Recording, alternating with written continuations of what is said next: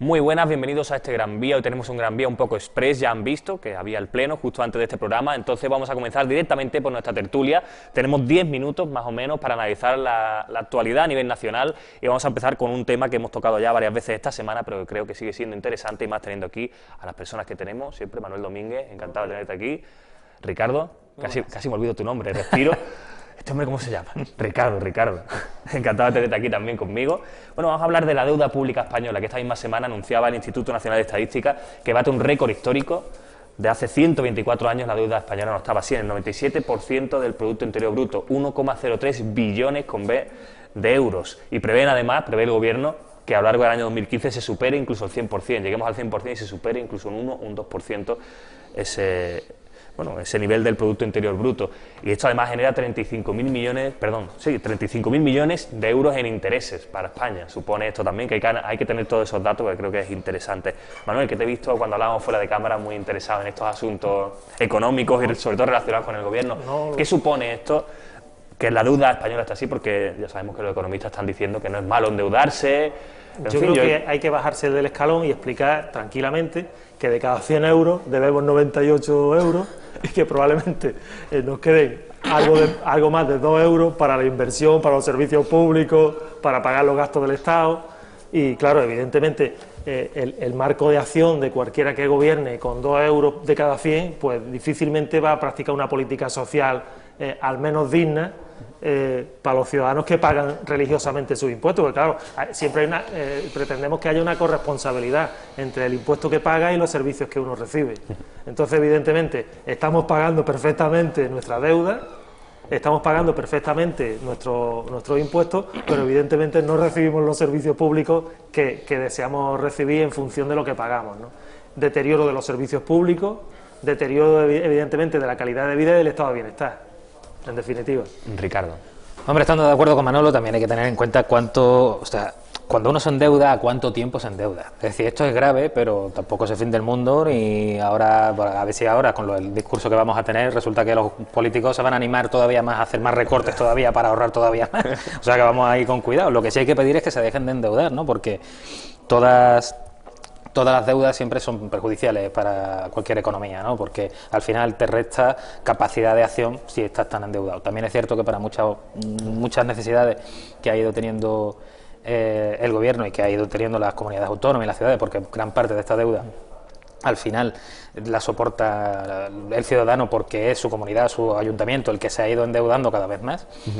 Y ha hecho falta para hacer las carreteras, como dice Manolo, ¿no? Para prestar según qué tipo de servicios. Lo malo es cuando se ha utilizado. O sea, el problema de la deuda no es tener deuda, que si uno lo compara con su propia economía, si tú dices, bueno, yo cobro en un año, o yo tengo una capacidad económica de 40.000, de 50.000, de 30.000 euros, ¿no? Que es lo que yo gano, y tengo un 97% de endeudamiento con respecto a eso que yo gano en un año. Bueno, eso no es tanto endeudamiento si lo tengo que pagar en 15 años o en 20 años. Porque si yo cobro 100.000 y resulta que estoy endeudado en 97.000 en un año, pero esos 97.000 los tengo que devolver en 14, 15 o 20 años, bueno, el endeudamiento no es tan duro. Lo peor del endeudamiento es para qué se ha utilizado el endeudamiento, es decir, ¿dónde está el dinero? ¿En el aeropuerto de Castellón? O sea, ¿dónde está el dinero? Claro. Ese es el problema, cómo se ha utilizado ese endeudamiento y cómo se nos ha endeudado. Porque me acuerdo de la ministra que decía que el dinero público no era de nadie. Claro, es que eso es lo malo, esa mentalidad. La mentalidad de ciertos políticos que se creen que el dinero público no es de nadie y que lo pueden tirar y se lo pueden gastar sin realmente darle la productividad que requiere ese dinero. Ahí es donde hay que poner el foco, y sobre todo, yo muchas cosas no las comparto con el partido de Pablo Iglesias y con Podemos. Eso, hay muchísimas cosas que no comparto con ellos, pero sí es cierto que habría que hacer una auditoría pública y ver realmente qué corresponde con las reales necesidades del Estado y qué correspondía con el enriquecimiento o con la corrupción o con cualquier otra cosa, y esa parte de la deuda pues no pagarla, porque esa deuda es, como ellos dicen, aunque me moleste esa organización, como ellos dicen, es ilegítima, porque es una deuda que han adquirido personas que no tenían por qué adquirirla y que sobre todo ha empobrecido a la gente, y al final nos ha llevado a donde hemos llegado, ¿no? Recorte tras recorte tras recorte.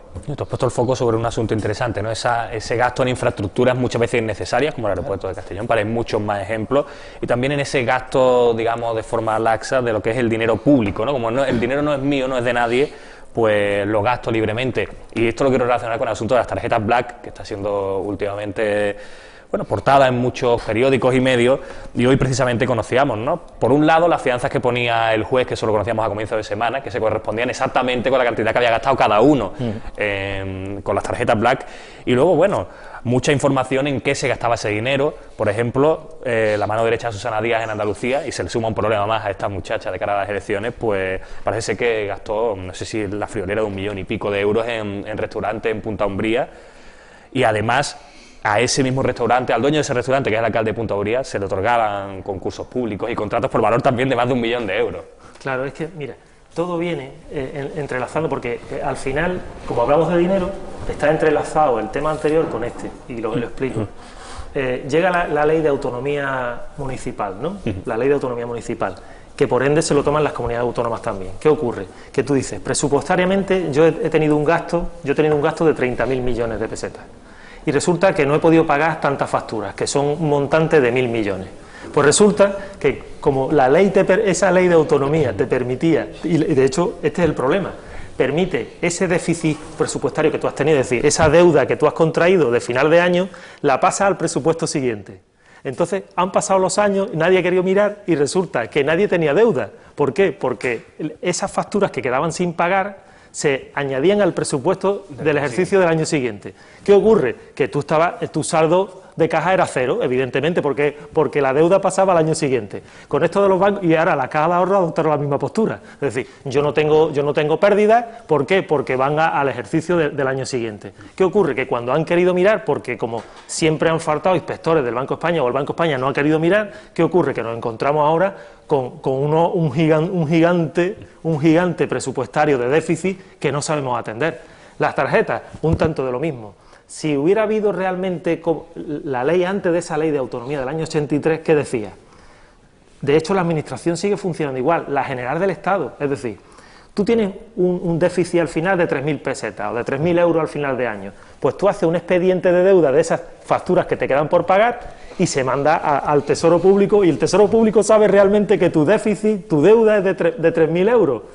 Pero eso no se carga al presupuesto siguiente hasta que no se paguen esas facturas. Entonces, con todo esto pasa exactamente lo mismo.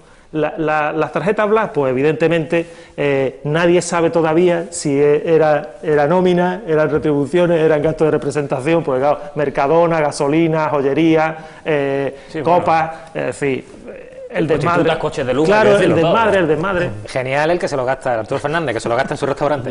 Claro. Genial, ese tío... Porque era muy barato, más barato seguramente. Hombre, seguramente le saldría el menú más barato en su restaurante, sí, que en otro. Y redondo, porque eso otra, le redondeaban siempre la cuenta, siempre era redonda. Hombre, la tarjeta Black lo que pasa es que es un escandalazo. O sea, al final, pues es eso, ¿dónde ha ido el dinero? Porque no nos olvidamos que Caja Madrid se ha rescatado. Entonces, ¿por qué ha tenido que ser rescatada? ¿Por el gasto de esta gente? Hombre, por el gasto de esta gente y por muchos otros gastos más, porque estamos hablando de cifras astronómicas. Esto ya no es el chocolate del loro, como se venía diciendo, ¿no? Porque lo que cobran los políticos, lo que tal. Este tipo de corruptela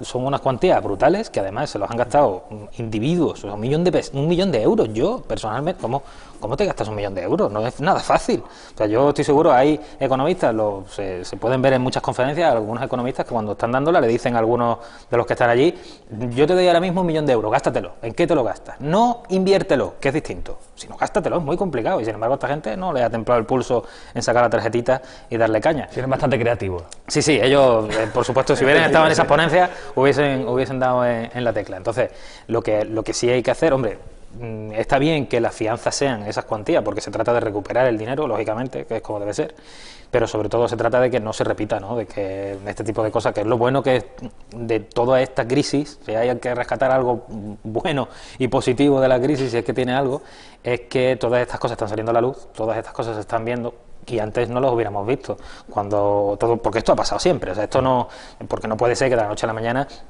se inventen las tarjetas. Seguramente habrá otros muchos focos en los que, si ponemos la lupa, veamos que pues hay situaciones muy semejantes a estas. ¿Qué pasaba? Pues que antiguamente, pues a la gente, como había bonanza económica, pues le daba un poco igual. Ahora, como está la gente pasando penuria, pues nos hemos dado cuenta de que estas cosas están sucediendo y de que no es justo que esto pase. Entonces, si por decir algo positivo de la crisis es que eso sí que puede tenerla, pues sería esto, ¿no? Que esto no vuelva a suceder. ¿Que habrá corruptos como siempre y que lo intentarán? Pues por supuesto, pero por lo menos que se pongan los mecanismos para intentar evitarlo. A mí me llamaba la atención de la declaración precisamente de la mano derecha de Susana Díaz, ¿no? De Jiménez, del tal Jiménez, que él, bueno, alegaba, ¿no? Que yo no he hecho nada contrario a la ley, ni que vaya en contra del uso de estas tarjetas. Sí, nadie duda que tú usaras la tarjeta exactamente para lo que servía, claro. Pero claro, ahí está la cuestión ética y moral del uso de esa tarjeta, con dinero público. Y la falta de declaración de la existencia de la tarjeta y la falta de declaración de Hacienda, claro. Que eso ya sí se puede ser la comisión de un delito. Al final quien tiene la culpa es quien gobierna. Es decir, no es normal que un banco que ha sido rescatado como Bankia reparta dividendos. Es decir, o sea, los españoles hemos hecho un sacrificio personal por rescatar un banco que si no estaría cerrado. Y probablemente las personas que tuvieran sus pequeños ahorritos lo hubieran perdido, en la mayoría de los casos. Entonces, ahora nos dicen que ha habido beneficios, unos importantes beneficios, y los reparten los dividendos. ¿Cómo vas a repartir tu dividendo a un banco que hemos rescatado? Claro, tendrá que devolver. Ese dinero habrá que devolverlo al Tesoro Público y rebajar el nivel de deuda que tú tienes todavía con el Estado y con todos los ciudadanos. Claro, pero eso se permite. Claro, ese es el problema. De control, ese es el problema, es decir, que nos fijamos en estas cosas que verdaderamente son una barbaridad, que desde el punto de vista ético es tremendo, pero el legislador no debe permitir esto. Es decir, porque esa deuda es nuestra, es decir, el dinero es nuestro de todos los españoles, que estamos haciendo un sacrificio importante, y ahora resulta que reparten dividendos y todo el mundo mira para otro lado. Claro. ¿Y por qué miran para otro lado? Porque evidentemente siempre empezamos otra vez a tirar de la cola de la pescadilla, las condonaciones de deuda de los partidos, que vienen las campañas electorales y necesitan financiación, y otra vez volvemos a las mismas andadas de siempre. Claro, aquí, cuando tú has contado esto, entra en juego una cosa que también hablábamos fuera de cámara, es muy importante que también esté claro, que es que ni ellos mismos, ni el gobierno, ni los bancos saben exactamente cuál es la deuda, ni cuál es el valor de los problemas económicos que existen. Es decir, más o menos se calculan si le hemos prestado tanto dinero, pero no saben cuánto dinero en hipotecas sucias tienen, no saben cuánto dinero en ese tipo de cuestiones que tú has dicho hay, pero ni en el gobierno, ni en los bancos, ni en muchísimas instituciones. ¿Y dónde están las medidas de control? ¿Dónde está la Comisión de Mercado de Valores? ¿Dónde está el Banco de España? ¿Dónde está? ¿Quién tiene que controlar eso, Ricardo? ¿Dónde están los que controlan? Pero sobre todo los propios... Es decir, es que un banco es una empresa, es que al final esto era una caja que no tenía el ánimo de lucro, que se le entiende un banco y tal, pero en cuanto se convirtieron en un banco, que a partir del momento en el que ya es necesario rescatarlo, eso es una empresa. ¿Dónde está la buena gestión de esa empresa? Pues nosotros hemos nombrado a unas personas para que la gestionen y no lo están haciendo, porque lo que tú dices, Manolo, es al final nacionalizar Caja Madrid o nacionalizar Bankia, porque recuperar los beneficios que obtuviera el banco, que revertieran en el Tesoro Público, pero si al final se rescató para que Bankia pudiera comprar deuda pública, pues al final, ¿qué es lo terrible? Que la deuda pública se ha convertido en un circuito y yo lo rescato el banco me compra deuda, yo le debo al banco intereses. Es que es absurdo completamente, pero ese es el circuito al final por no acabar nacionalizando Bankia, que el debate de si fuera bueno o malo, eso ya es otra historia, ¿no? Pero efectivamente, si tú tienes una empresa y fracasa esa empresa, lo normal es que se hunda la empresa, ¿no? Claro. Eso es lo normal. Con los inversores, con los que hayan puesto dinero, pues se va a concurso de acreedores y el que gane, gana, y el que recupere su parte la recupera y el que no, no. Si es una estafa, como parece ser que fue el tema de Bankia, porque se acabó saliendo al mercado de valores cuando no se tenía que salir, estaba quebrada, habiendo falsificado un montón de documentación, bueno, pues entonces eso es otra historia también. Pero es que aquí hablamos de rescatar bancos cuando en los Estados Unidos se dejaron que se desplomasen y no pasó absolutamente nada. Claro. Se desplome y ya está, porque la cultura si de inversión... algo, perdóname, Ricardo, bueno, no hubo esa... No, quiero decir, si pasó algo en el sentido de que no tuvieron que hacer esa inversión pública en esos bancos. Claro, efectivamente, no hubo que rescatarlo, porque se cayó y ya está. Con los inversores, pues con los inversores. Pues es que cuando uno con su dinero tiene la libertad de elegir dónde lo pone, si lo pierde, pues es su libertad de haberlo perdido o haberlo multiplicado, porque si esas personas ganan el triple en un año, el Estado no le va a decir, oiga, que eso, el Bankia lo hemos rescatado, ¿no? ¿Cómo que lo han rescatado? Eso no es mi problema, porque yo he elegido poner el dinero ahí. Cuando se pierde, pues igual se ha perdido. Entonces, no había que haber rescatado ningún banco. Que hubiese sido una hecatombe y tal, bueno, pues habría que haberlo visto si eso realmente era una hecatombe, porque nadie ha salido a explicar dónde estaba el problema. En que esas inversiones hubiesen perdido. Yo al final me temo que el problema estaba en que la Caja de Ahorros y después Bankia tenía muchísima deuda con otros bancos extranjeros, y esos bancos extranjeros es a los que les perjudicaba que Bankia quebrase. Y por ese poder fáctico que hay por ahí fue el que hizo que al final hubiese que rescatar esta entidad bancaria, porque si no no venía a cuento. Pero es que a renglón de esto, es que claro... Terminamos con esto, Manuel, que son las 12 y tenemos que dar paso a... El detalle está en que tú intervienes, porque así ha sido, intervienes Bankia, evidentemente, les marca unos cauces y unos parámetros de funcionamiento, y cuando tienes que intervenir para que realmente los parámetros de funcionamiento surjan efectos, sale a la palestra de que reparte dividendos. Claro, entonces tú dices, ¿entonces qué mecanismos de control estás estableciendo? ¿Son verdaderos mecanismos de control o qué es lo que estamos haciendo realmente? Ese es el gran problema. Sí. Y claro, yo tengo la sensación de que el legislador, en este caso el gobierno, creo, de buena fe, y yo no soy del Partido Popular, que tengo la sensación de que por lo menos los 25.000 trabajadores de Bankia era lo que les podía preocupar en cierta medida, que yo lo dudo, pero bueno, hay que intentar pensar bien, como tú dices. Que se le haya preocupado. Bueno, vamos a cerrar aquí esta parte de tertulia, la avanzábamos al principio y va a ser un poco express, por lo menos esta parte, porque el Pleno nos ha comido un poco de programa. Enseguida vamos a ir a publicidad, volvemos con las noticias de Ceuta y luego hablamos un poco de ese Pleno extraordinario que ha habido hoy y también de otros asuntos de interés local. Enseguida volvemos.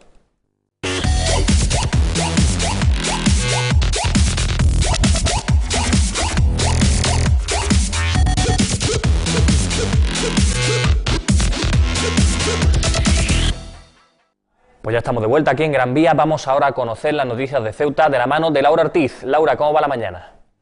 Buenos días, Nacho. Pues ya lo sabes porque estabais aquí cuando terminaba ese pleno extraordinario, el segundo de esta mañana, que la mañana está algo movidita. Como les decía, se han celebrado 2 plenos extraordinarios. En el primero de ellos se ha acordado disolver la Gerencia de Urbanismo y el segundo ha servido para aprobar con los votos de Partido Popular y PSOE la modificación sobre la licitación de los contratos superiores a 500 euros. Respecto a esta modificación, Caballas ha explicado que estudiará emprender una demanda por malversación de fondos públicos. La coalición asegura que desde que se sacaron a concurso todos los contratos superiores a 500 euros se ha producido un ahorro del 30%. Vamos con más cosas. El helipuerto de Ceuta atendió 67 vuelos hospitalarios durante 2014. Esas son las cifras que maneja el Ministerio de Fomento, que además recuerda que el 36% de estas salidas especiales, 24 en términos absolutos, tuvo lugar fuera del horario operativo, lo que muestra que el helipuerto activó de manera correcta el procedimiento en estos casos. Y era la polémica de la jornada de ayer. Durante la comparecencia de Emilio Carreira, tras la celebración del Consejo de Gobierno del jueves, el portavoz aprovechaba para cargar con dureza contra Carracao después de que el líder socialista pidiera la dimisión de Juan Vivas por el caso Invercap. Hijo de papá, de escasa catadura moral o insolvente político fueron tan solo algunos de los adjetivos que le dedicaba Emilio Carreira. Era una comparecencia de trámite, sin apenas pólvora, pero cuando apenas habían transcurrido 6 minutos ante los micrófonos, un nombre se coló en su discurso y cambió el tono. No estaría bien que ignorásemos una comparecencia que tuvo ayer el secretario general de los socialistas ceutíes. Le pido al presidente actual de la ciudad que dimita. Una petición que, para Carreira, delata los verdaderos intereses del líder socialista. En lugar de posicionarse en favor del interés general, se ha posicionado en favor de los intereses de una empresa privada. Una actitud que Carreira califica de desleal. La deslealtad profunda hacia el interés general de los ceutíes, hacia todos los ceutíes, que está mostrando el mayor insolvente político que yo he conocido en la historia de la democracia, llamado José Antonio Carracao. Pero insolvente político fue lo más suave que escucharía Carracao. El autoproclamado presidente a falta de un trámite. Y es que la petición de dimisión del presidente ha indignado al gobierno, una indignación a la que Carreira ha dado rienda suelta sin tapujos. La idiotez tiene que tener un límite, ¿no? Y así como Carracao pidió la dimisión de Vivas, Carreira pide ahora la dimisión de Carracao.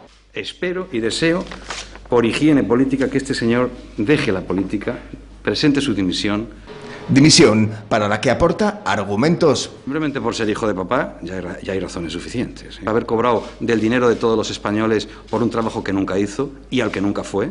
Por todo ello, pide al secretario general de los ceutíes no ya que dimita, sino que abandone la política. No ya que vaya a presidir Ceuta, que yo sé que eso no va a ocurrir. Eso nada más que eso puede ocurrir en los sueños de un demente, nada más, ¿no? Y por si no le hace caso, se lo pide también a los socialistas ceutíes. Y yo les pido a los socialistas que lo echen. Si quieren tener un digno representante, porque el Partido Socialista no tiene la culpa de que en estos momentos esté secuestrado por José Antonio Carracao. Y así, como quien se ha desahogado, dio por terminada su comparecencia. Una pregunta, y si no, hemos terminado. Pues por su parte, José Antonio Carracao respondía a este ataque de Carreira. El socialista dice creer que la actitud del portavoz no es más que el reflejo de lo que está sucediendo en el Partido Popular, que demuestra siempre, según Carracao, sentir temor con los resultados de las elecciones de mayo. Además, subrayaba que este gobierno jamás se ha caracterizado por su transparencia. Aquí las noticias de esta mañana, Nacho. Ya saben todos ustedes que nosotros volvemos esta noche a partir de las 8:30. Les contaremos de forma más extendida lo que ha sucedido en esos 2 plenos extraordinarios de la Asamblea. Mientras tanto, sigan disfrutando de Gran Vía con Nacho Gallego. Ya estamos aquí de vuelta en Gran Vía. Vamos a comenzar nuestra tertulia de ámbito local. Vamos a comenzar por ese pleno extraordinario que teníamos justo antes de nuestro programa y en el que se aprobaron, bueno, 2 plenos extraordinarios, es decir, un pleno en el que se aprobaban 2 cosas, no eran 2 plenos, uno para cada cosa. Curiosos, cuanto menos, ¿no? Por un lado, la disolución de la GIUCE, que llevaba sin funcionamiento, incluso sin asignación presupuestaria, no sé si la friolera de 6 meses o... Y sin personal. Claro, sí, sin personal, porque pasó, Claro. todo el personal pasó a la área de fomento de la ciudad autónoma. Y por otro lado... Que no pasó, volvió, porque ese personal era de la ciudad. Sí, no, perdón, claro, he dicho pasó, claro. he dicho pasó porque ellos pidieron volver Sí. ante la perspectiva de... Sí. Y luego, bueno, pues esa eliminación, esa marcha atrás en la decisión de establecer el tope de 500 euros para sacar a licitación todos los contratos menores, es decir, todos los contratos menores de 18.000 euros, una decisión que era, bueno, como se suele decir, novedosa en Ceuta porque no estaba en ningún punto de España y Ceuta había decidido ser, según dicen ellos, no más transparentes que nadie y empezar a sacar los contratos por encima de 500 euros. Como habéis visto, pues bueno, estas 2 medidas y estos 2 plenos extraordinarios para estas 2 cuestiones. Lo de la disolución de la GIUCE... Igual que la creación fue un poco extraña, pues la disolución también. La verdad es que yo recuerdo que tomé parte en la negociación para la creación de la GIUCE. No nos iba a costar dinero y al final pues nos ha costado dinero, pero bueno, ya lo que se hizo mal se hizo y ya está. Y su disolución, pues como tú dices, llega un poquito como con retraso, ¿no? Llega con... Parece que les ha costado conseguir disolverla cuando efectivamente hacía ya muchos meses que no tenía ni siquiera personal, ya no presupuesto, sino ni siquiera personal. Que a ver ahora pues las consecuencias que tiene el haber mantenido la GIUCE en funcionamiento o no, eso ya se verá. Y por lo menos esta sí la han disuelto, no como el ICD, que se disolvió en pleno y el ICD sigue funcionando con total autonomía, sí, con personal y presupuesto. No, y además con unas competencias... Cosas súper extrañas. Además unas competencias, digamos, importantes porque gestionan muchísimas cosas. Muchísimas cosas, y un presupuesto importante también. Cosas curiosas que pasan en la ciudad, ¿no? Pero bueno, ahí sigue. No estoy pidiendo ni mucho menos que se disuelva, simplemente pues que, hombre, que asuman las cosas que hacen, ¿no? En los plenos, que si no nos van a tomar cachondeo. Y con el tema del tope de 500 euros, cuando se propuso, mucha gente le pareció bien. A mí me pareció mal. Yo trabajo en el ayuntamiento y me parece que es entorpecer la labor del personal que trabaja en el ayuntamiento. A mí me parece muy bien que se busquen cualquier fórmula para evitar que pasen cosas como el tema de la feria de día o como cualquier otro tipo de sospecha que se pueda tener sobre algo que se haya hecho mal o que se haya distribuido, que se haya... pues también hubo en gobernación, me acuerdo que un consejero incluso salió cesado por el fraccionamiento de las facturas, ¿no? Entonces, a mí me parece eso bien, pero me parece mal que se busque a través de entorpecer la labor de la administración, porque la administración necesita a veces acudir de urgencia a hacer reparaciones, a comprar material o a hacer cualquier cosa, y no podíamos porque no teníamos, porque el tope de 500 euros nos lo evitaba, nos incapacitaba para sacar un concurso rápido o para hacerlo de manera más ágil y poder resolver los problemas a costa, al final, de la labor que nosotros hacemos y sobre todo del administrado, porque algo que a una tubería se parte y cae agua fecal, algo que es cabroso, ¿no? En una de las instalaciones de la ciudad en la que atiende el público. Si la reparación me va a costar más de 500 euros, tengo que hacer un proceso de concurso. Mientras tanto, todos están sufriendo que eso esté mal. Las consecuencias. Entonces, que está bien que se busquen fórmulas para que se eviten el tema que estábamos hablando, vale, pero que eso se haga a costa de los administrados o de los que administran, pues hombre, nosotros no tenemos culpa de los desmanes que cometa ningún político en ningún momento, y los administrados mucho menos. Claro, que la gente también entienda que sacar a concurso todos los contratos, cada concurso ese puede ser aproximadamente entre un mes y medio, como mínimo. Es un procedimiento administrativo que requiere un esfuerzo importante importante y después hay que hacer unos pliegos de condiciones. Muchos compañeros míos haciendo pliegos de condiciones pues de 80 folios, para poder sacar a concurso por valor de un poquito menos, o sea, un poquito más de 500 euros. 550, 600, exactamente, 700, claro. y hacer 80 folios de pliego de condiciones para 600 euros no tiene sentido, no es operativo. Claro, en cambio, si te centras en las cifras, lo decía Juan Luis Aróstegui, ¿no?, durante el pleno extraordinario, en los 14 contratos que se han licitado durante este mes y medio de funcionamiento de la medida, se ahorra un 30% con respecto a lo que entiendo a la media de los contratos que se hacían habitualmente menores a 18.000 euros. ¿Qué te parece? Yo sigo pensando que hay que buscar la agilidad en la administración. Y el administrado quiere agilidad porque quiere resolver sus problemas y no podemos estar planteando, porque es que es inaudito a día de hoy que planteemos que a partir de 500 hasta 500 euros, a partir de 500 euros un pliego de condiciones y cláusula administrativa. Me parece una barbaridad absoluta. Puede que se ejerzan otro tipo de control, porque si lo queremos es transparencia a la hora de la adjudicación, pero no a partir de 500 euros, porque lo que hace es inmovilizar la propia administración. Claro. Es que la inmoviliza porque crea un aparato burocrático de un absurdo increíble, porque yo supongo que en bienes tangibles como pueden ser bolígrafos y folios, las cifras pueden ser mayores a 500 euros, evidentemente, por el volumen de trabajo de diario. Claro, eso va a obligar a fraccionar contratos, evidentemente. Claro, evidentemente. O sea, si estamos por un lado buscando la transparencia y ahora buscamos es que se crea la propia picaresca, porque si lo que tratamos es de no fraccionar los contratos, este es el método más claro de que se van a tener que fraccionar. Entonces, yo creo que no es el método a seguir si queremos transparencia en la gestión. Porque al final, como te decía antes, los ciudadanos quieren resolución de sus problemas, claro, y no crear una serie de burocracia absurda que además es gastosa. Sí, sí. Y sobrecargas de trabajo, claro, a la gente, porque al final, los que están en contratación, los que están haciendo los pliegos, los que tienen que resolver los concursos, pues es que al final está sobrecargando a la gente. Una barbaridad, para un absurdo. Bueno, menos mal que por lo menos no fue €1, aquello que dijo al principio, a partir de €1. Es una barbaridad. Eso fue lo que dijeron, que era de loco. Esto es una barbaridad, esto es una barbaridad. ¿Y qué os parece la idea anexa esta marcha atrás, ¿no?, a eliminar ese tope de 500 euros para los contratos menores? Es decir, ahora el tope será el que establece la ley de contratos, que son 18.000 y 50.000 para los contratos de obra. Claro. ¿Qué os parece esa idea de hacer una lista de empresas CEUTIE, una especie de listas de empresas CEUTIE? Porque como los contratos menores tienen la obligación de ofrecérselo a varias empresas, si no me equivoco a 3 como mínimo, bueno, pues para ofrecérselo primero a empresas CEUTIE, entiendo. Pues yo no sé eso, hombre, lo han pedido los empresarios, también los empresarios pidieron que esta medida se eliminara. Yo no sé hasta qué punto eso, hombre, ofrecérselo a empresas CEUTIE, claro, pero podrá pujar quien quiera, ¿no? O sea, si yo monto una empresa, porque si no da libre competencia, la estamos machacando un poco, ¿no? El problema es que si no hay licitación, ¿cómo te enteras de que hay un contrato? Claro, de que sale el contrato. Claro, es que en principio la licitación tendrá que hacerse en función de la ley de contrato del Estado, claro. Evidentemente. Entonces, todo lo que sea contrario a la ley de contrato del Estado, evidentemente da por nulo el procedimiento. Sí, entonces, claro, esto... No sé, es que a veces introducen elementos tan extraños en este tipo de historias que es como... No lo sé, yo no ser sé España y mayor de edad, ¿no? Es decir, claro. ¿qué te impide a ti presentarte policía local en Sevilla? No te puede impedir nada. Nada, claro. Entonces, evidentemente, no sé, que estas cosas así... Hombre, la idea creo que parece clara. Ellos pretenden beneficiar al marco empresarial CEUTI, eso es evidente. Claro, incluso como idea, bueno, pues lícita, incluso aplaudible, decir, mire... Claro. Pero sí, yo creo que las empresas de UTI lo que hay que ayudarlas de otra manera, es decir, a pagar menos impuestos para que contraten a más gente y evidentemente saquen del paro a tanta gente joven que hay en esta ciudad y no estas tonterías y estas gilipolleces. Entonces, yo creo que en principio lo que hay que hacer es lo que hay que hacer. Es decir, lo que no puede ser es que un tío que tiene un kiosco en la Plaza de los Reyes pague más impuestos que el Corte Inglés. Y esto así es tasativamente. Entonces, esto es lo que no puede ser.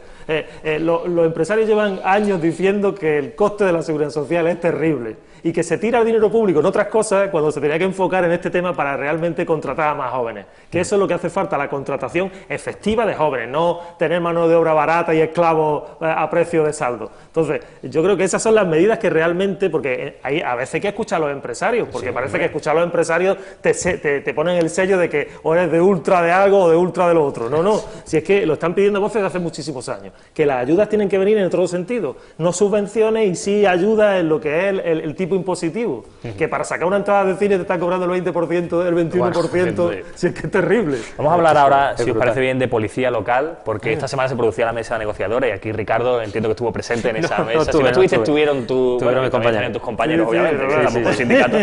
Esa mesa de negociación en la que se aprobaba la convocatoria de 5 plazas de policía local. Ricardo, ¿qué pasó ahí? Porque se ha publicado, se ha dicho que CESIF se levantó y se fue de la mesa. Yo no estuve porque tuve el juicio de las superiores categorías, que como sabéis también es algo que es muy potente, yo tenía que estar allí. Entonces fueron mis compañeros, lógicamente, como no puede ser de otra manera. Y la administración ofrecía, entre el orden del día, ofertaba 5 plazas de la policía local y otras promociones internas. Y cuando llegó el turno de palabra de CSI, que nosotros allí, pues lógicamente, como es una negociación, tenemos un turno de palabra establecido, cuando nos tocó a nosotros, que somos los últimos, dijimos que estábamos en contra de que fueran 5 plazas y que queríamos pues 15. Ahí hay una pequeña disputa entre si son 14 o son 15. Bueno, en cualquier caso, pedimos muchas más plazas de las que la ciudad nos ponía sobre la mesa, sobre todo porque se podían pedir, porque ya lo hemos hablado aquí también, la tasa de reposición, lo que se ha jubilado, lo que se ha amortizado y tal, incluso lo que hay en presupuestos generales de la ciudad.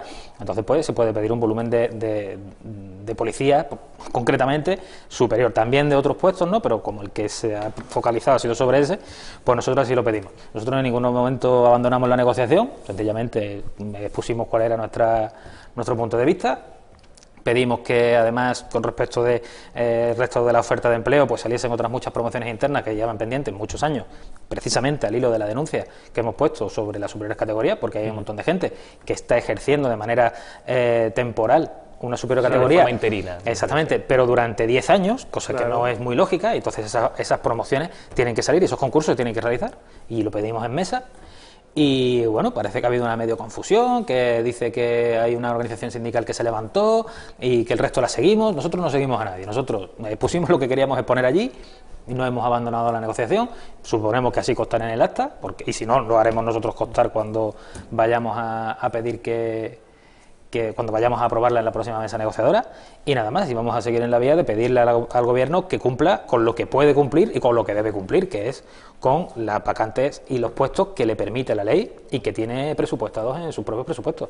Es que además estamos hablando ahora mismo precisamente del empleo juvenil y del paro juvenil y de la necesidad que hay de devolver toda esa gente al mercado laboral. Bueno, pues precisamente uno de los grandes motores de trabajo en nuestra ciudad ha sido siempre la administración pública, y no entendemos cómo nos quedamos en 5 plazas de policía local cuando, repito, es que hemos perdido en torno a 30 plazas en los últimos años, con lo que podremos sacar perfectamente entre 14 y 15.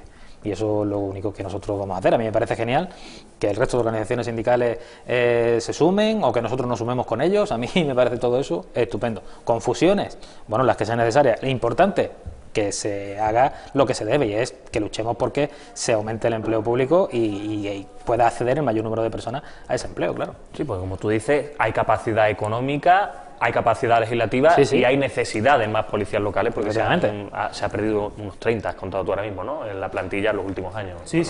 Comisión Obrera no está por la firma de este acuerdo para nada. Es decir, Comisiones se levanta de esta mesa, independientemente que el abanico de la posibilidad de negociar está siempre encima de la mesa. Claro. Quien no quiere negociar es la Administración, porque además, como dice Ricardo, es que está presupuestado. Es decir, en la masa salarial, es que hay que explicarle a la gente. Vamos a ver, cuando se inicia un nuevo ejercicio presupuestario, en la masa salarial están no solo los presupuestos de la gente que trabaja, están los presupuestos de las plazas que tú tienes en principio acordados sacar a concurso. Y son aproximadamente 14 y 15 plazas de policía local. Y evidentemente también está en la promoción interna de los funcionarios que están cumpliendo una función ya hace mucho tiempo de superior categoría que hay que pagar. Entonces, ¿qué ocurre? Que la Administración ahora saca 5 plazas y el resto de la pasta, de esa masa salarial que está presupuestada, la va a gastar en flores y en verbenas y en historias. Y no estamos por esa labor, porque si creemos en el empleo, pues hay que apostar por el empleo. Y la idea es esa. ¿Está presupuestado? Sáquela usted. Es decir, no me hable porque... fíjate que no se ha cumplido hace muchos años la tasa de reposición. Y estamos con la tasa de reposición. Ya llevamos 4 años con esta historia de la tasa de reposición. Entonces, encima que tenemos ese recorte, ese cepo en el tema de la tasa de reposición, si usted ha presupuestado la salida a concurso, a oferta de empleo público de 14 plazas, tiene que sacarla. Claro, porque ¿qué justificación hay ahora para decir que de ese presupuesto no lo va a utilizar usted en esas 14 plazas? ¿Qué justificación hay? Me imagino, lo digo desde la ignorancia, por supuesto, para destinar ese dinero a otra cosa tendrán que hacer una modificación del presupuesto.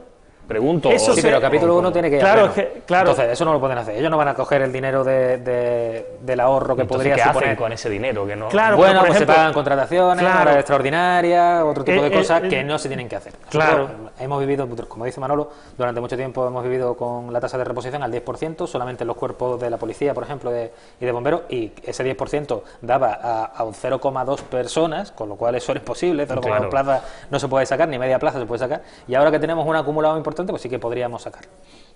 Entonces, durante muchos años, durante muchísimos, hemos vivido en que el capítulo 1 del Ayuntamiento se ha ido reduciendo, como se ha demandado por parte de la sociedad, como se ha demandado por parte del Gobierno Nacional, y porque estábamos en plena crisis y había que, bueno, pues hacer un ejercicio, había que hacer un esfuerzo e ir reduciendo el coste en materia de personal. Habría que haberlo reducido en muchas otras cosas, ¿no? No únicamente en personal, pero bueno, ya que nos ha tocado a nosotros arrimar el hombro, lo arrimamos. Y no pasa nada. Pero es cierto que parte de esas vacantes, como dice Manolo, se convertían en ahorro técnico, lo que llamaban, que suponía que estaba dentro del capítulo 1, pero que no iba nunca destinado porque son puestos de superior categoría que nunca se cubren, promociones internas que nunca salen y puestos vacantes que se presupuestan pero que tampoco salen. Y ese dinero pues se ha ido destinando pues a distintos ámbitos dentro del capítulo 1, pues ya te digo, a contrataciones o a horas extraordinarias o a lo que sea cuando ha habido alguna necesidad. Triquiñuelas del sistema, ¿no? Pero bueno, ahora mismo no hay excusa. Ahora ya se supone que estamos en plena recuperación económica, tenemos un 50% de tasa de reposición, tenemos presupuesto, lo tenemos todo. ¿Por qué no lo hacemos? Bueno, pues eso es lo que CSI quiere saber, Comisión y UGT supongo que exactamente igual, y le vamos a exigir al Gobierno que cumpla con lo que nosotros le pedimos, que es que cubra todas las necesidades de puestos de trabajo que hay ahora mismo en la Administración, los que nos permite la ley, claro. Yo es que tengo la sensación, es una sensación, de que yo creo que ese presupuesto del capítulo 1, que no se puede desvirtuar en otras aplicaciones, en 2.3, ni 2.4, ni en otros capítulos del presupuesto, en convenios de colaboración social.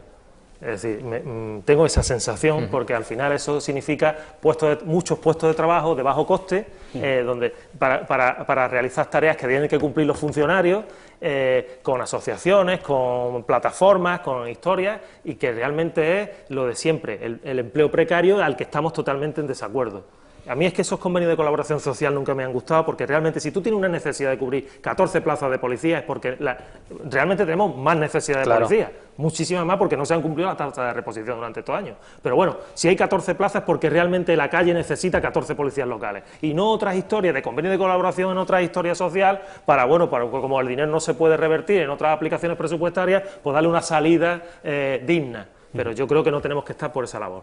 Y precisamente, siguiendo con el asunto de la policía local, creo que era UGT el que denunciaba, ¿no?, la inseguridad en los edificios de la policía local y tal, y me parece que ese asunto no te ha gustado mucho, ¿no, Ricardo? No me ha gustado, ¿no? Pero es que hay cierto pánico, ¿no? Y es verdad que ha habido amenazas directas contra la fuerza del Cuerpo de Seguridad del país, y se ha dicho que se pretendía atentar contra la Policía Nacional, Guardia Civil, contra la fuerza del Cuerpo de Seguridad, ¿no? Y, hombre, que salgamos a decir que hay deficiencia, pues claro que sí, pues eso siempre está bien, y siempre está bien intentar que se recuperen y que se arreglen. Ha habido, yo no voy a señalar dónde, pero ha habido deficiencias en centros de trabajo en materia de seguridad, se han hecho escritos, se ha peleado donde ha habido que pelear, lo que es en el propio ayuntamiento, y se han resuelto.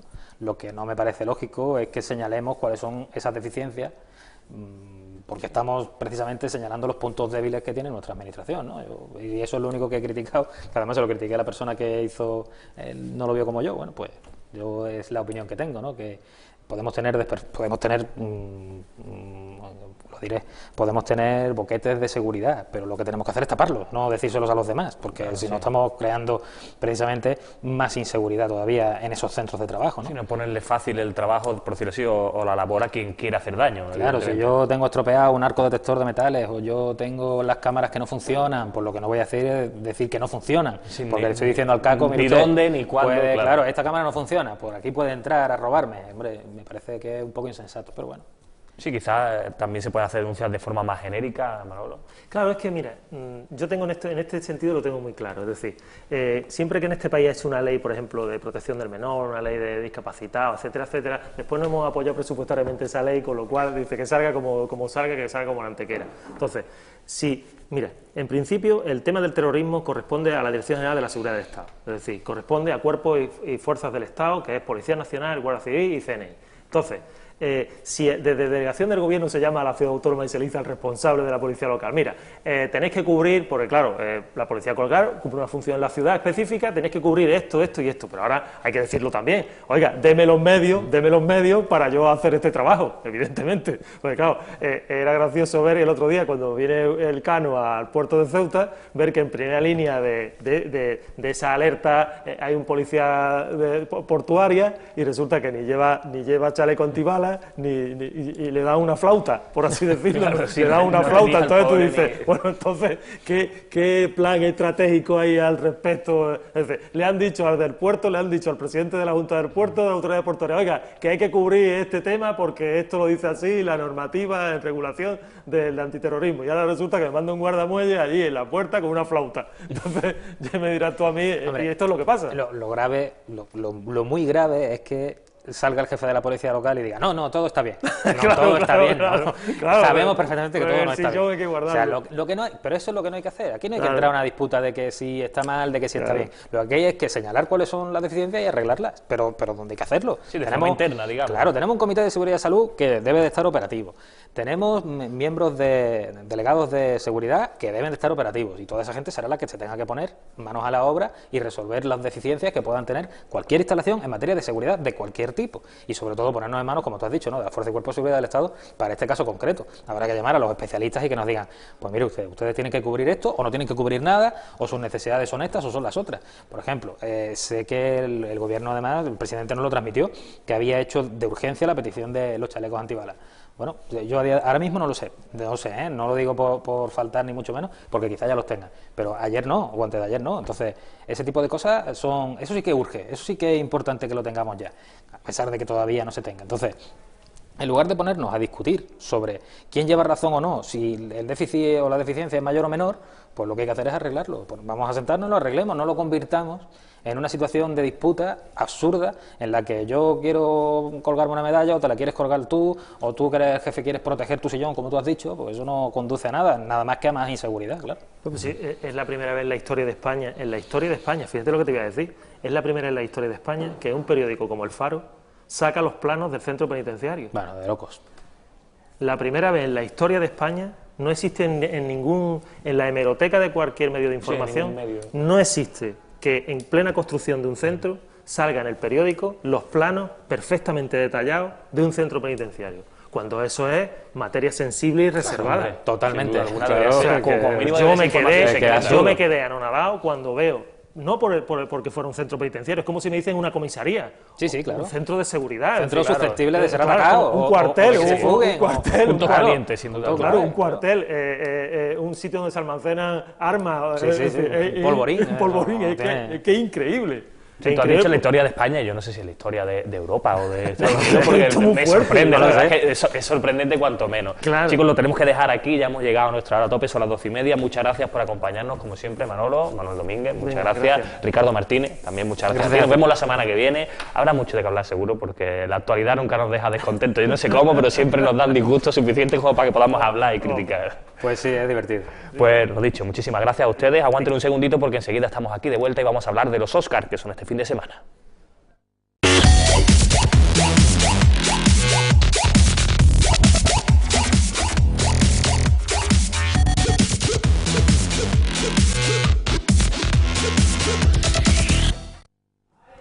Muy buenas, pues ya estamos aquí de vuelta en Gran Vía. Os presento, como siempre, como todos los viernes, al señor Javier Sacona. Javier, ¿qué nos trae Buenas esta noches, semana? Nacho. Aquí estamos. Hoy vamos a hacer un especial. Pasamos de la máquina del tiempo. La cabecera la ponemos porque me mola mucho. Sí. Pero hoy vamos a hablar de los Oscars. ¿Tú tienes preparado ya tu vestido de gala? Yo sí. Yo me he comprado un Dolce y Pavana de palabra de honor para este Dolce y Pavana. Yo un Calvin Vivas. Es que yo Pues soy soy más de los diseñadores locales. De verdad. Yo un Calvin Viva, ya lo he dicho. por Bueno, si vamos las a jugarnos la quiniela de los Oscars con la garantía de que vamos a acertar todo. moscas. Seguro. Seguro. Así que, sin De más... hecho, yo soy académico casi. No, tú eres académico, ¿no? Sí, no, hombre. no, tú no, pero tú claro, conoces alguno. Bueno, sin más dilación que no dilatación, dentro cabecera y comenzamos. Españoles.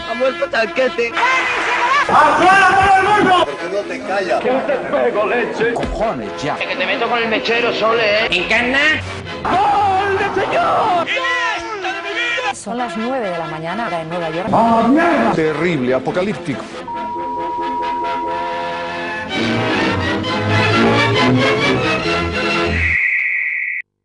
Ya estamos aquí rodeados de papeles. ¿Han Sí, visto? mucho. Yo Esto- creo que nunca hemos tenido tantos papeles aquí, ¿eh? Todo esto es información. Vamos Chuletas. a hacer un recorrido por los principales favoritos de los Oscars. Vamos a centrar en Mejor Película, que al fin y al cabo es el premio que luego El más finalmente se vistoso. recuerda. Sí, porque además el Mejor Película suele concentrar casi siempre Sin más todos los premios. grandes premios. Bueno, para que se pongan al día, y porque sabemos que saben inglés ustedes, vean el momento en el que se anunciaban las nominaciones. And finally, we are pleased to announce the films selected as the Best Picture nominees. They are American Sniper, Clint Eastwood, Robert Lorenz, Andrew Lazar, Bradley Cooper, and Peter Morgan, producers.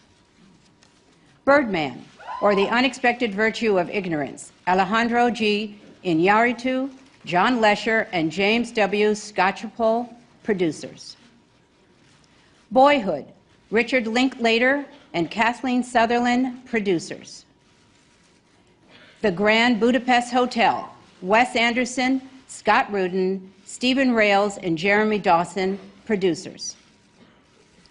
The Imitation Game, Nora Grossman, Edu Ostrowski, and Teddy Schwarzman, producers. Selma, Christina Coulson, Oprah Winfrey, Dee Dee Gardner, and Jeremy Kleiner, producers. The Theory of Everything, Tim Bevan, Eric Fellner, Lisa Bruce, and Anthony McCartan, producers. And Whiplash, Jason Blum, Helen Estabrook, and David Lancaster, producers. Lo tienen claro, ¿no? lo veía. Se lo refrescamos. Yo lo tengo aquí apuntado. El francotirador, American Sniper para los De Clint Yankees, Eastwood. de Clint Eastwood, Berman, de Alejandro G. Iñárritu, Sí, como que dicen los decirlo en americanos, inglés. Alejandro González Iñárritu, el Alejandro mexicano, G. Iñárritu. que lo tiene difícil porque Cuarón ya se llevó el Oscar el año pasado. Sí, Boyhood, dos años esa- seguidos latinoamericano. Raro. Boyhood, la enésima película de Richard Linklater, El Gran Hotel Budapest, esa visión colorista de Wes Anderson, The Imitation Game, aquí en España Descubriendo Enigma, una película, un biopic sobre Alan Turing, el matemático que descifró la máquina de criptografía de los nazis, Enigma. Selma, una película rodada, que cuenta el contexto de la Marcha de la Dignidad con Martin Luther King como Son los personaje. protagonistas corales, digamos. La teoría del todo, que es otro biopic, en este caso sobre otro científico, como están en este año los biopics. Sí, Stephen Hawking. Ya Sobre han visto Stephen que hay Hawking. varios y todavía queda uno más. Y la asombrosa y rutilante Whiplash, sobre que digamos que sería una especie de mezcla entre El Sargento de Hierro y Fama, para que nos entendamos. Bueno, Fama. Bueno, Eso es Fama, no lo sé, pero una Fama escuela interpretada por de Louis música. Armstrong, Sí, ¿no? sí. Una Estos Fama serían buena. los grandes protagonistas. ¿Que no se han enterado de nada? Pues vamos a comenzar. ¿Por cuál comenzamos? Bueno, antes de empezar, quiero que dejemos claro, aquí tú y yo, nosotros vamos a hacer nuestra apuesta, vamos a ir diciendo en la Tenemos categoría de película, nuestras actor, preferencias, director, pero efectivamente. vamos a hacer nuestra quiniela hacer y- nuestras predicciones y el que pierda le tendrá que pagar una cena a otro, Vale. como mínimo, o invitarle a cenar. Una bueno. cena que no una comida. No piensen mal. No. ¿Vale? Yo sé que Javi... Que nos gusta Aunque, mucho, bueno, que las nos cenas gusta tienen- mucho hablar. que Las nos cenas gusta- tienen postre y nunca se sabe qué puede pasar ahí. Exactamente. Cena, pero sin roces. Vamos con la primera, Comenzamos. que es una de las grandes favoritas, digamos, gran ¿no? favorita, Es la gran favorita para llevárselo todo, o técnicamente todo, como ya ha pasado en los Globos de Oro. Es Boyhood. Ahora la comentamos.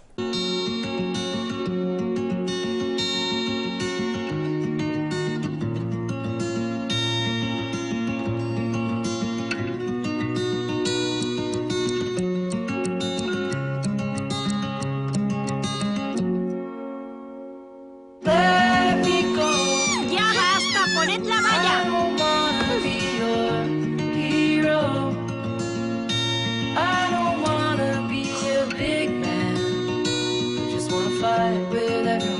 ¿Listos para divertiros? ¡Sí! ¡Sí! Oh. Bueno, no pasa nada. Si pusiéramos las barreras... Boyhood es algo así como un juego de palabras, ¿no? Sobre la Sí. adolescencia, pues la jovencescencia, la infantesencia. Bueno, pónganse en ese momento en el que Richard Linklater, que sería Linklater, sería enlázalo más tarde, ¿no? Sí, Bueno, un chiste para que Linklater. sepa inglés. Bueno, a lo que íbamos. Es ese momento en el que Richard Linklater se sentó con el productor y le dijo, mira que yo quiero rodar una película, pero el rodaje va a tardar 12 años. Porque voy a rodar un mes al año con un actor que va a ir creciendo. Digamos que no cuenta nada la película, absolutamente nada. Cuenta, que ya es mucho, la vida de un chaval, la vida de una familia. Para mí es un peliculón que igual ensombrecida por otros, pero para mí es una gran película, una gran apuesta por trabajar el tiempo en una película, algo que ya ha hecho Linklater muchas veces con Antes del amanecer, Antes del atardecer y Antes del anochecer. Eso iba a decir, digo, creo que habría que ubicar un poco para la gente, para el que no conozca a Linklater, de dónde viene, y viene de ese, yo creo que su saga más famosa, ¿no? Ese Antes del atardecer, Antes del amanecer y Antes del anochecer, esas películas con Christian Slater como protagonista, con plano secuencia, unas películas preciosistas, y que se nota un cariño especial por los personajes, que yo creo que para mí es lo que tengo que destacar de Boyhood, ¿no? Ese amor que Linklater pone en los personajes que hay dentro de... un momentito, tú estabas en contra de Boyhood. No, escúchame, esta es la parte positiva para mí de Boyhood. Vale. La parte negativa es que a mí me parece muy aburrida. Tú has dicho una cosa clave, y claro, ya depende también de la forma de entender el cine que tenga cada uno. Tú has dicho, claro, que es una película que recorre 12 años y que, claro, te hace acompañar el crecimiento, la evolución de ese personaje principal, que sería el niño. ¿Cómo ha cambiado el niño? Esas claro, cosas así. Lo que pasa es que a mí eso me parece una cosa aburrida, porque yo entiendo que el cine tiene que ser acción. Tú lo entiendes como accesorio, ¿no? Claro, yo entiendo que el cine tiene que basarse en acción y suspense, en conflicto y resolución. Claro, ese será el debate. ¿Debe contar una historia con principio y final? De hecho, para mí... Yo no creo que siempre haya que contar una historia. Claro, pero para mí la cuenta. Lo que pasa es que para mí el protagonista no es el niño y su hermana, sino para mí el protagonista es la madre y su expareja, el padre del niño. Digamos que son una pareja separada. No vamos a dar tampoco mucha información que pueda fastidiar a alguien en la película. Bueno, es que tampoco hay mucha información que dar, la verdad. Son un matrimonio o un ex matrimonio con sus hijos en común y vas viendo cómo va pasando la vida. Claro. Gran momentos, luego lo hablaremos, pero Patricia Arquette tiene todas las papeletas para llevarse el de actriz secundaria.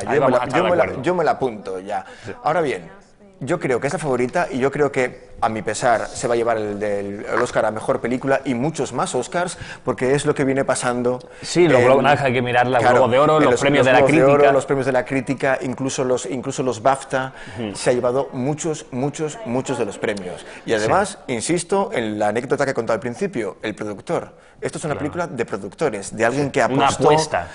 Y los productores tienen mucho hay que poner la balanza, esto es artesanía cinematográfica pura y dura, es decir, coger un producto que no sabes cómo te va a salir, porque empezar 12 años a contar una película es algo durísimo. Una apuesta por un artística. Claro, con un actor que no sabes cómo te va a salir, porque de niño puede ser muy buen actor, dentro de 3 años puede ser un actor horrible. Que por cierto, el niño es muy mono de pequeño, pero a medida que va haciendo adolescente, el chaval se le va deformando la cara y ya no es tan guapo. Sí, se convierte en humano. Vamos con la segunda, que nos va a costar encontrar argumentos en contra. Claro, ¿cuál iba a ser tu apuesta, Javi? Mi apuesta es Boyhood, Mejor Película. Javi dice Boyhood, Mejor Película, ponemos una J de Javi. ¿Y tú? Tú dices Boyhood. Yo creo que esto lo hacemos al final. Vale, seguimos. Vamos allá. Perdón. Vamos con Birdman, que es para mí la mejor película de las 8 que se postulan para este Oscar, pero que tiene sus inconvenientes. Nos va a costar encontrar algo, porque somos dos grandes fans de esta película. ¿Cómo hemos acabado aquí? Este sitio es horrible. Lo teníamos todo. Eras una estrella de cine, ¿lo recuerdas? ¿Tiene miedo de que la gente diga que se ha embarcado en esta obra para luchar contra esa imagen de superhéroe trasnochado? Para nada. Por esa razón, hace 20 años rechacé y dije que no a Birdman 4 y por eso... ¡Birdman 4! ¡Usted hace Birdman 4! Si haces esto es porque te horroriza admitir como a todos los demás que no eres relevante. ¿Y sabes qué? Es cierto. Ahora estás a punto de destrozar lo que queda de tu carrera. Deberíamos haber hecho ese reality que nos ofrecieron. Cállate. Sabes que tengo razón. Pongamos en situación, Birdman, a primera vista parece una peli de superhéroes, nada más lejos de hecho, de la realidad. El tráiler lo vende un poco más como una peli de superhéroes. El tráiler parece que es una película de superhéroes, pero va a ser que no. Pongámonos en situación. Michael Keaton interpreta a un actor que en los años 90 interpretó varias secuelas de una película de superhéroes, pero que pasados los años ha caído en el olvido e intenta resarcirse y redimirse con una obra de teatro muy sesuda en Broadway. Vamos, lo que viene a ser la vida de Michael Keaton. Sí, termina siendo un poco de metacine, ¿no? Sí. De ese cine del cine. Digámoslo pero así. Claro, con un añadido que es lo que nos ha gustado quizás a los dos, que es un plano secuencia, es decir, la cámara nunca deja al actor de 2 horas. Hay un par de cortes, sí. Bueno, sí, hay un par de cortes. Pero a mí el esfuerzo creativo que hace González Iñárritu, que no olvidemos, que viene de 21 gramos, que viene de Amores Perros, Perros, que viene de peliculones, de películas en las que los personajes son todo, y aparte... De peliculones y algún que otro fiasco como Babel. Sí, lógicamente. O como Beautiful. Aún así, incluso en Babel y Beautiful hay que decir que los personajes son excelentes. Luego lo que pasa es que, desde mi punto de vista, en esas películas les falla lo que es la narrativa, ese suspense, eso que yo decía en Boyhood, ¿no? Esa acción-resolución, ese conflicto-resolución. En Birdman, por ejemplo, es pura creatividad. A mí me parece un regalo, me parece una película muy trabajada. No quiere decir que las otras no. Es confusa para el espectador, que eso tiene su atractivo. Es decir, pero te hace pensar. Lo que pasa es que no vas a ver lo que crees que vas a ver, y no estás viendo lo que crees que estás viendo, ¿no? Efectivamente. Es complejo. Es una forma creativa de narrarte pues cómo las personas triunfan, fracasan y cómo evolucionan. Para mí es con mucho la mejor película de las 8 que presentamos ahora. Por creatividad, por originalidad, por valentía, por técnica. Es con mucho la mejor película, pero considero que no se va a comer un colín por dos cosas. Una, es demasiado arriesgada, demasiado barroca para Hollywood. Sí. Puede serlo. Y segundo, el director es mexicano, Alejandro González Iñárritu, como han oído antes, Alejandro G. Iñárritu. Y ya el año pasado, una película de un director mexicano. Además mexicano. Alfonso Cuarón se llevó el Oscar, y él también se llevó el Oscar, con lo cual... Muy parecido, además, ¿eh? Muy parecido, quiero decir, en la forma de presentar, que en realidad era una película basada en personajes. Siempre son películas basadas en personajes, ¿no? Pero la película que ganó, que era una película en la que estaba Sandra Bullock y estaba Matthew McConaughey. Era una película en la que no importaba tanto que estuvieran en el espacio. No, me he equivocado yo, te he dicho. George Clooney. Es que yo, Matthew McConaughey, a la que bajaba George Clooney ha subido este año, pero luego hablaremos de Interestelar. Bueno, yo diré que esta sí es mi apuesta, y te voy a decir por qué. ¿Como mejor película? Es mi apuesta como mejor película, primero porque ha ganado el Globo de Oro. O sea, casi como Boyhood ha ganado mejor película dramática. Ojo, los Globos de Oro tienen dos categorías, comedia y drama. Y aquí ha ganado Birdman como comedia. Ha ganado Birdman. Yo creo que es una apuesta distinta a la que suele hacer los Oscars, pero en cambio es una película bastante más comercial desde mi punto de vista que Boyhood. Y los Oscars no suelen premiar películas menos gafapasta, poco comerciales, ¿no? Efectivamente. Menos gafapasta. Bueno, pues si hablamos de algo distinto... Digo que es una película menos arriesgada que premiar Boyhood. Entonces yo voy a votar por Birdman. Si hablamos de algo distinto, y si este mundo fuese un mundo perfecto y feliz, lleno de vida y color, la ganadora sería la siguiente, que esto sí que es una peli de autor. Hablamos del Gran Hotel Budapest. Wes Anderson. Y con eso lo decimos todo. ¿Por qué motivo quieres ser botones? ¿Quién no querría serlo en el Gran Budapest, señor? Y así empezó mi vida. Aprendí de auxiliar de botones bajo las estrictas órdenes de Monsieur Gustave H. Muchos de los huéspedes más apreciados y distinguidos del hotel acudían gracias a él. Le quiero. Y yo a usted. En el catre era pura dinamita. Tenía 84 años. No ha sido la mayor. También fue cuando conocí a Agatha. Es encantadora, encantadora. ¿Está ligando contigo? Sí. Apruebo esta unión. Me convertí en su discípulo. Él debía ser mi consejero y tutor. La policía está aquí. Diles que bajo enseguida. Ha sido un asesinato y creen que lo he cometido yo. ¡Alto! Wes Anderson, el Gran Hotel Budapest, una especie de visión de la Europa del Este un poco peculiar. Han visto rodada en 4/3, como la tele de antes. No es habitual hoy en día. Muy colorista, con una producción de diseño, un diseño artístico trabajadísimo, y una película que viene a ser muy cuca. Un elenco de actores, Javi. Un elenco de actores increíble, empezando por Ralph Fiennes, que también está nominado Mejor Actor. Lástima que todo esto va a ser para Michael Keaton, pero... Una cucada de película, una pocholada de película, se me quedan los adjetivos cucos, se me quedan cortos todos.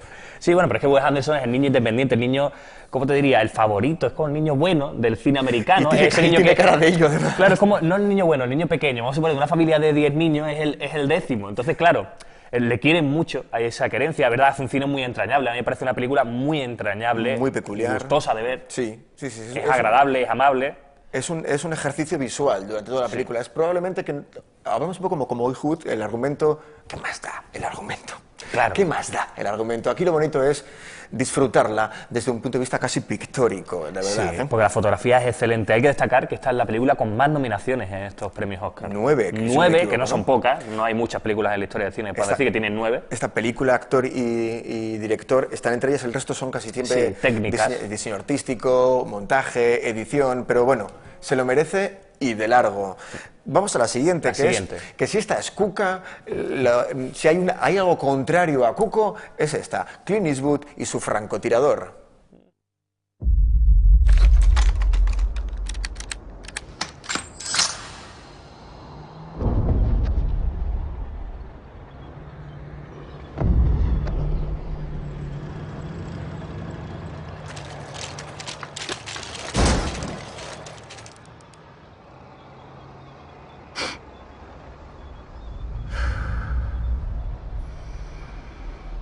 Tengo a un hombre en edad militar hablando por el móvil y mirando al...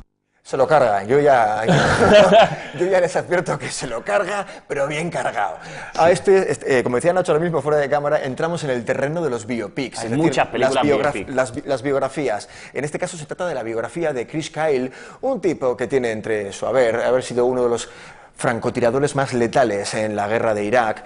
Él no contaba a sus víctimas, pero se calcula que estaban en torno a las 160 mujeres y niños terroristas entre ellos, y él denominaba a sus víctimas como salvajes. Personalmente, ideológicamente, moralmente, me resisto a ver esta película, que es una especie de apología de la muerte y la destrucción, pero que está rompiendo las taquillas en Estados Unidos. Y es que Clint Eastwood suele ser una garantía como película, pero a mí personalmente ideológicamente no puedo. Yo estoy también en contra de esta película, efectivamente. De hecho, estoy en contra de la película. No me gusta ¿Qué me quieres decir con una película en la que estás ensalzando la figura de un asesino? Francotirador, claro. Sí. Porque es americano es bueno, pero si aquí es malo... Efectivamente. Es una película muy abrazada a la bandera, como dicen mis amigos de Hot Down, ¿no? Dicen en la que Clint Eastwood se pone la banderita americana. Que le gusta mucho, Fácil, es el recurso fácil. Recurres a un héroe popular americano, en este caso este caballero, el tal Chris Kyle, y claro, te pones la banderita y al final resulta que el personaje es un personaje vacío. Caballero... Sí, no creo que le pidiera permiso a la gente que mataba.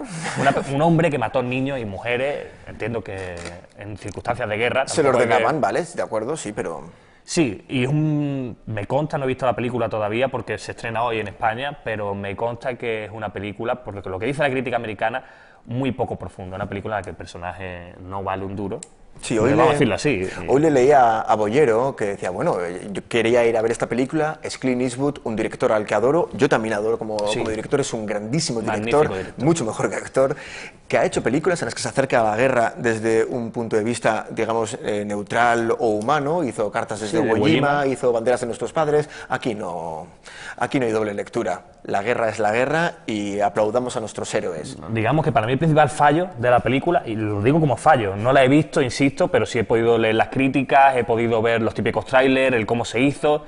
Y para mí el principal fallo, lo has dicho tú ahora mismo, no ha sido objetivo. Un director y un buen guionista tiene que... El bueno es bueno, pero también es un poquito malo, como todos somos en el mundo, y los malos no son malos, son malos y también a veces son buenos. Y ese dilema aquí... Lo que dice la crítica es que no hay una cara oscura del héroe. No existe, no existe el dilema. Y eso no solo es malo, o sea, no solo demuestra que es un mal guión, sino que es incluso peligroso, porque esto envía un mensaje y crea conciencia de algo que a mí me parece peligroso. Propaganda militar que seguramente gusta mucho al Partido Republicano. Una cosa es cierta, Bradley Cooper está muy bonorro y le queda muy bien el uniforme. Sí, eso es cierto. Es innegable, le queda bien. De hecho, si yo fuera Obama, lo metía en el ejército ya. Yo si fuera mujer le entraba, le invitaba a cenar a Bradley Cooper, pero no lo soy.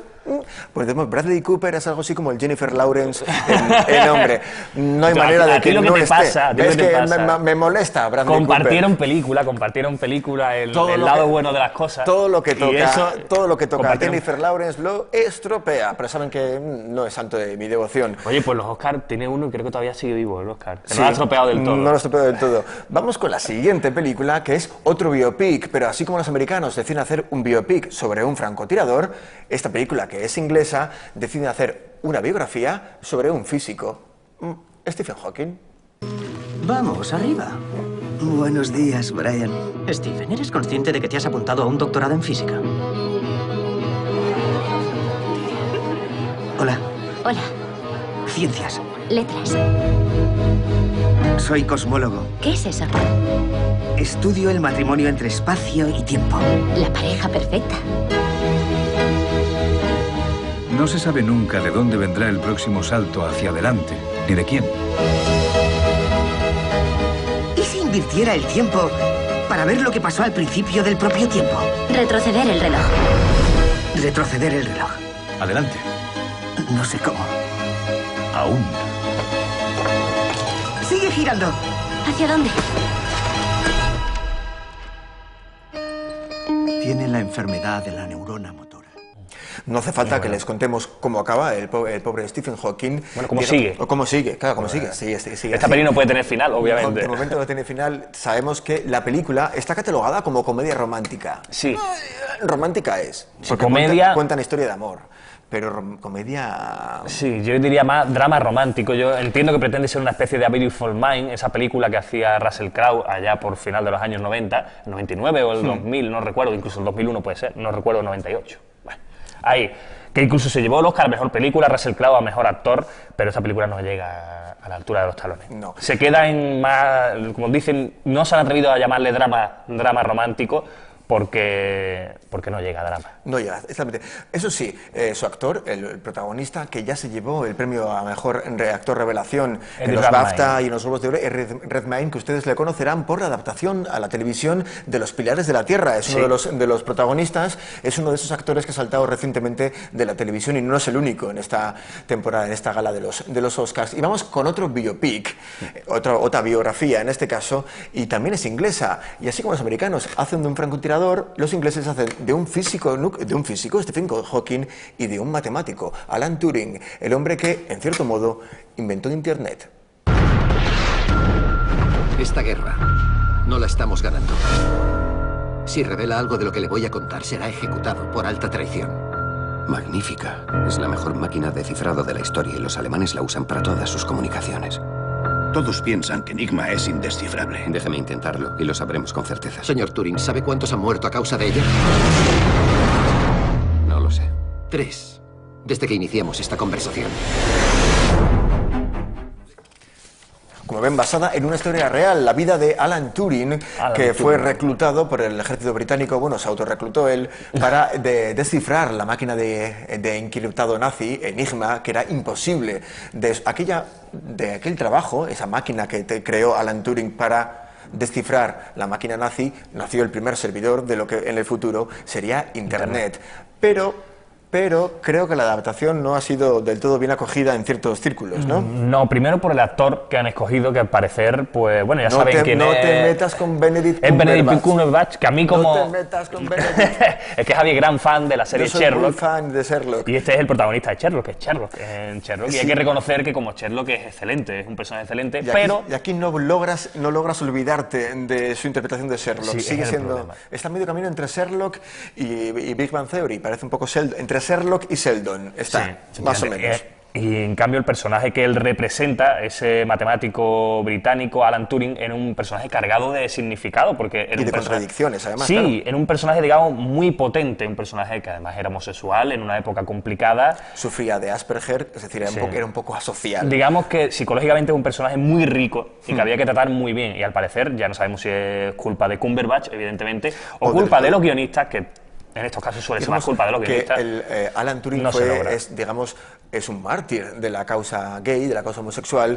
Él era homosexual y pese a haber prestado semejantes servicios a la patria, terminó en la cárcel. Lo cual es ¿por qué? Por su condición de homosexual. Y esa parte quizás es la que no está tan trabajada o no está suficientemente desarrollada en la película. Sí, yo siempre incido en los mensajes de las películas, que creo que es algo muy importante. Las películas tienen que tener moraleja, como si fuera un cuento. Y la moraleja de esta película no termina de ser, desde mi punto de vista, éticamente correcta, porque te dice a la gente hay que respetarla, pero ¿por qué, no? Y te dice, claro, porque a lo mejor te salvan la vida algún día, no hay que respetarla por otros motivos. Nunca sabemos qué aportación va a hacer a la humanidad. Si es homosexual, Asperger y tal, claro, y entonces ese argumento es un argumento un poco, desde mi punto de vista extremo, que no me gusta. Bueno, y entramos en la penúltima de las películas favoritas a los Oscars, candidatas a Mejor Película, que esta es una de las favoritas para Nacho y para mí, con si mucha el cine diferencia. Y si la Academia fuera justa, esta sería la ganadora del Oscar, que no sería Birdman, pero esta película es emocionante, esta película es sorprendente, esta película es realmente... ¿Una película? Un peliculón. Hablamos de Whiplash. ¿Está bien este sitio? Me gusta mucho la música que ponen. Bob Ellis a la batería. Toco en la primera orquesta de jazz de Shaffer, la mejor escuela de música del país. La clave es relajarse.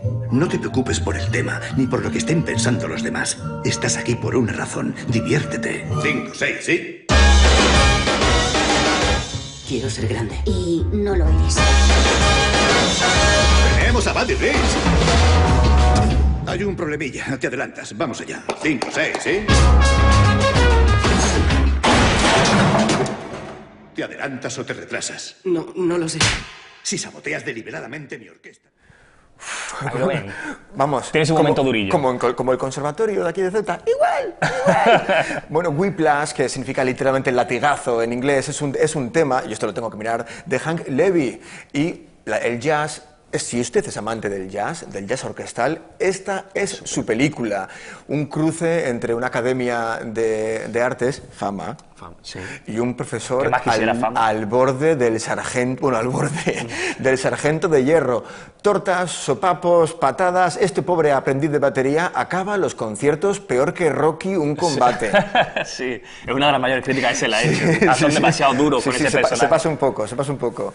Sí, pero la película es emocionante, es divertida, es entretenida, si te gusta la música. Van a disfrutar con la música, con este tema de Whiplash, y sobre todo este coreano al final de pam, pam, pam, pam, pam, pam, pam, pam, que es Caravan de Duke Ellington. Si les gusta, lo van a disfrutar mucho. 5, 6, ¿sí? Y seguro que el actor secundario, que es J. Casimos, que interpreta al profesor de esta academia, es sin duda uno de los favoritos. Esos actores que los ves en series americanas, inglesas, haciendo de malo, de secundario. Sí, estás acostumbrado a verlo. Que por fin tienen su oportunidad como casi protagonista. Sí, a los 70 a mí años. Estas cosas me gustan mucho, son bonitas. Es muy bonita, es una película altísimamente recomendable. Yo lo decía antes, si los Oscars fueran justos y si la Academia le gustara la música, esta sería la película del año. Quizás, como pega, está un poco inflado el argumento.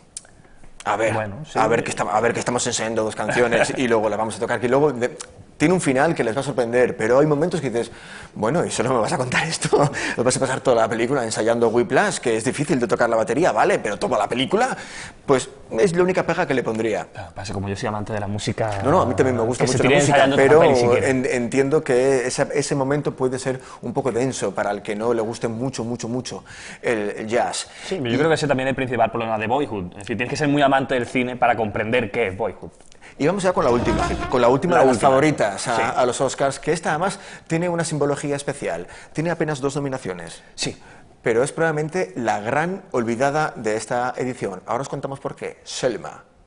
He's got supporters. Detroit, New York, Los Angeles, inciting large-scale arrests and sympathy marches. I'm very aware of that, Mr. Hoover. What I do know is he's nonviolent. What I need to know right now, what's Martin Luther King about to do next? Mr. President, Dr. King is here. Mr. President. Pues sí, amigos, el año de los disturbios de Ferguson, en Missouri, sí. Los disturbios tras la muerte de un ciudadano negro que por a manos de la policía, de un modo discutible.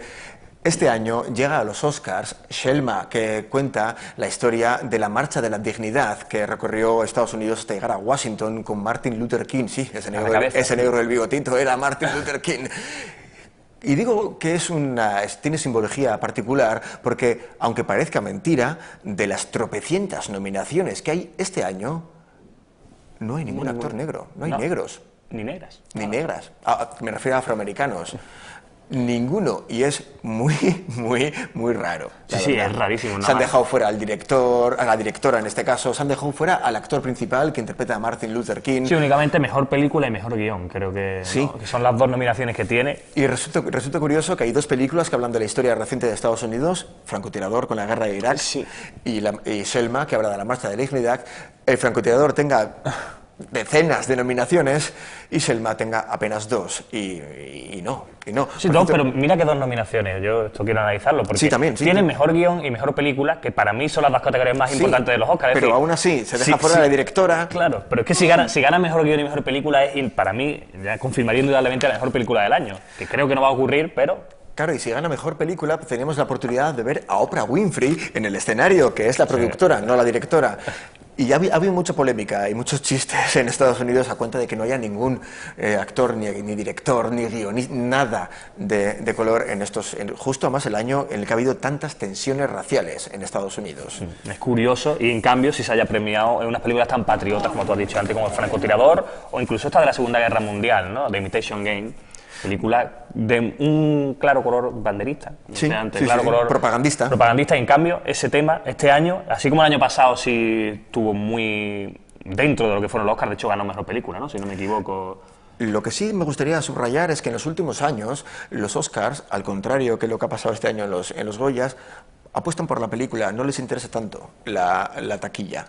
No parece que el éxito comercial de una película sea determinante a la hora de premiarla, y eso tiene su valor y hay que subrayarlo. Sí, también ese esfuerzo que está haciendo Hollywood por intentar darle realce a los Oscars, porque los Oscars no sean simplemente un premio sin valor, hay que reconocerlo. Bueno, Javi, ¿cuál es tu apuesta? Dejémoslo claro. Bueno, para que... mejor película contra mi corazón, que dice Bergman, yo apuesto por Boyhood. Aquí lo dejo, mejor película, Boyhood.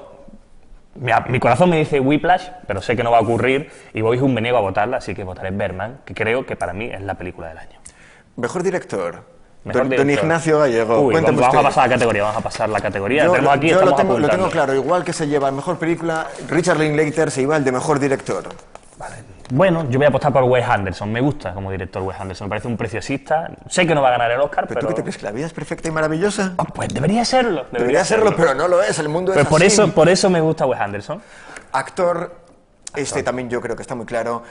Como no le van a dar ni mejor película ni mejor director a Iñárritu y Bergman, el mejor actor está clarísimo, se lo lleva Michael Keaton. Aquí no vamos a apostar porque yo también voy a decir Michael Keaton. Michael Keaton. Ahí no puedo contradecirte. Actriz, que yo sí que la he visto, Nacho, creo que no has visto Still Alice todavía, ¿no? Todavía aún Alice todavía no se estrenaba aquí en España, o sí.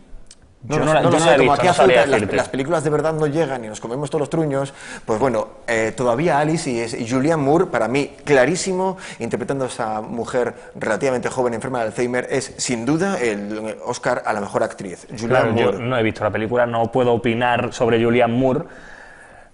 Todo parece indicar que va a ser ella la que gane. Sí. Y tampoco quiero discutirte aquí, porque como no la he visto... además lo que venimos siempre viene, digamos, recogiendo, cosechando todos los premios habidos y por haber en esta temporada de premios de cine. Vamos rápido. Actor secundario. Actor secundario, tampoco tengo dudas. J.K. Simmons, aunque Christian Slater está muy bien... Yo voy a apostar por Christian Slater. Pues mira que es de los... J.K. Simmons... Ethan Hawke, Ethan Hawke, tienes razón, perdón. Yo, así como no me gusta Boyhood... Son de la misma raza. Claro. Así como no me gusta mucho Boyhood, sí voy a decir que me gusta Ethan Hawke en esta película. Y creo que en el siguiente premio también coincidimos, actriz secundaria, que para mí también, y eso es lo que hace de Boyhood ya definitivamente la película triunfadora este año, sería Patricia Arquette. Arquette. Ahí no vamos a discutir tampoco. Patricia Arquette está sublime, yo ya lo he dicho antes, debería estar nominada como mejor actriz, pero no secundaria, de reparto, mejor actriz principal, porque creo que es su papel realmente en la película. Bueno, ¿qué nos jugamos? ¿Una cena? ¿Una cena? ¿Una cena dónde? Eso es lo interesante. Sí. ¿No? Una cena en el McDonald's. Claro, donde tú digas. Una cena en el pescadito frito. No, una cena... Tú eliges el restaurante, total, tú vas a pagar, tendrás que... Vale, el que gane elige el restaurante. Ahí está. Bueno, nos vemos el lunes, aunque sea un minuto, para ver quién ha ganado, ¿vale? Venga, perfecto. Bueno.